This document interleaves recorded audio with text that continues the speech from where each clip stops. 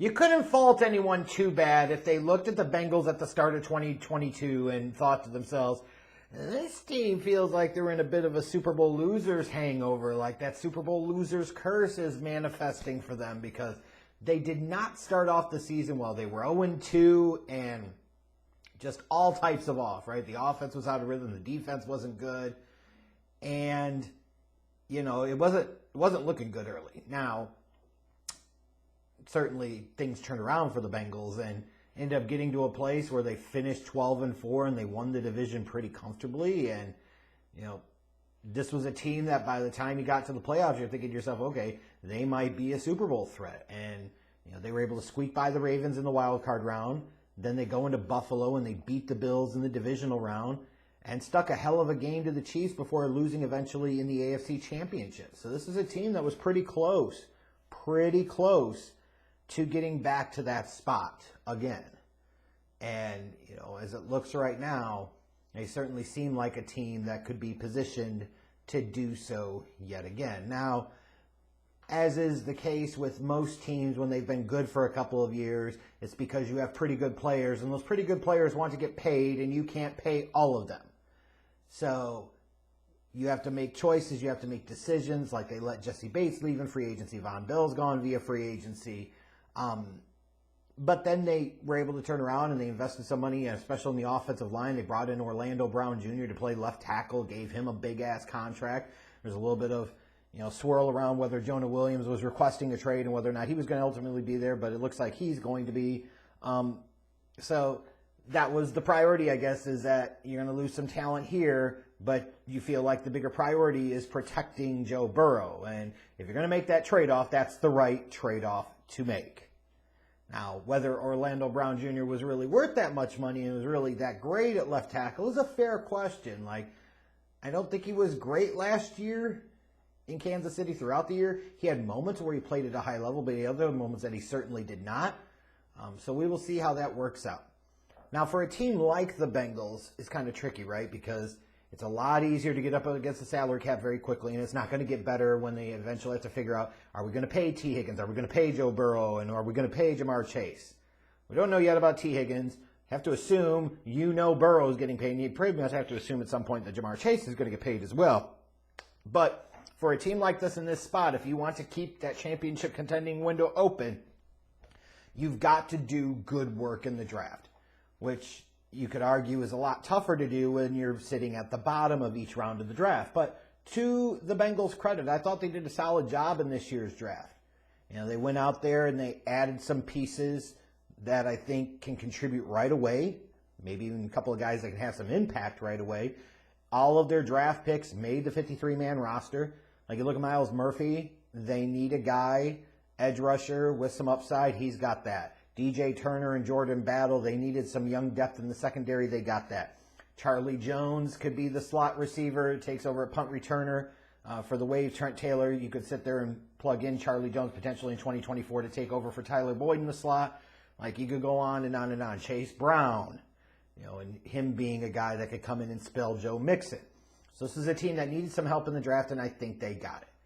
Now, in terms of how I look at this roster right now, what are the things that stand out the most on the good side? Joe Burrow is number one.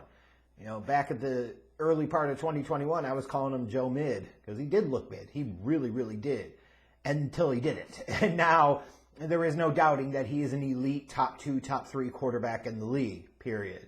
He's just a beast. He's just a stud. And the Bengals are so fortunate and certainly so thankful, as are their fans, that they made the right choice at the right time to be bad in the right year so that way they could get Joey B to change the whole trajectory of the franchise, and he certainly has. But when you've got a legit elite quarterback, man, that makes a hell of a difference. It can be the perfume that covers a lot of BO and stank on a roster.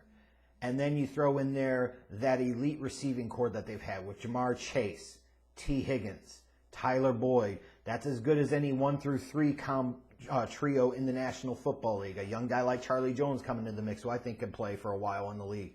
That's a really, really good receiving group. And then on the defensive side of the ball, this is a team that did well against the run last year. They were 7th in the league against the run. I expect them to hold up pretty well on defense against the run this year, which forces teams to be a little more one-dimensional in the way that they attack the Bengals defensively. That said, even for a team as good as the Bengals, for a roster as nice as the Bengals, they've got some flaws. The running game. They were 29th in rushing yards per game last year, and you could say, well, part of that's due to how much they can throw the ball and how well they throw the ball, and that's true, right?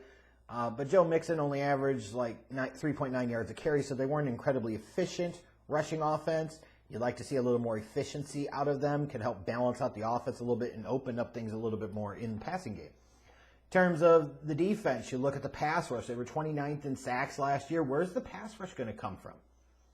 Like, how many sacks can you really count on a Miles Murphy to give you as a raw rookie in 2023?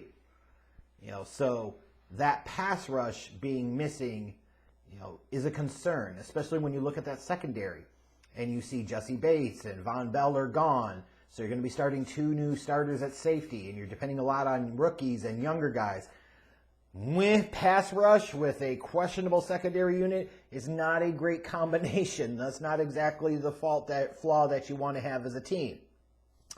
As I look at this team and their schedule, weeks 1 and 2 to start off, they go to Cleveland and they host Baltimore. Well, there you go right there. There's a chance. 2 divisional games. You can start off 2-0 and impact negatively your divisional opponents. If the Bengals can come out of that stretch 2-0, that's a really, really good start to the season for them. As you go a little further into the season, for the Bengals being a top team, they've got some top opponents based off the schedule. Week 8, they've got to go to San Francisco. Week 9, they host Buffalo. If this is a team that not only wants to win the division, but potentially get the top overall seed in the AFC playoffs picture, at worst, they've got to come 1-1 out of those 2 games. Even if you say they lose in San Francisco, but they beat Buffalo or vice versa, you prefer if they're going to win one of them. If you're a Bengals fan, you'd rather beat the Bills because it'll matter more in terms of potential tiebreakers and so forth. But that's a matchup. That's a stretch right there. Got to at least go 1-1. And then week 16 through 18, go to Pittsburgh, go to Kansas City, hosting the Browns. A couple divisional games in there and sandwich in between is what could be a massive matchup against the Kansas City Chiefs, which could have a lot on the line in terms of playoff positioning. The bottom line is to me, until proven otherwise, the Bengals are the class. And this feels so odd to say it after so many years, doesn't it? The Bengals are the unquestioned class of the AFC North. They are one of the, I can't believe I'm going to say this, one of the best teams in the AFC, one of the best teams in the NFL, and they are one of those teams that you can't sleep on because they are a legit Super Bowl threat.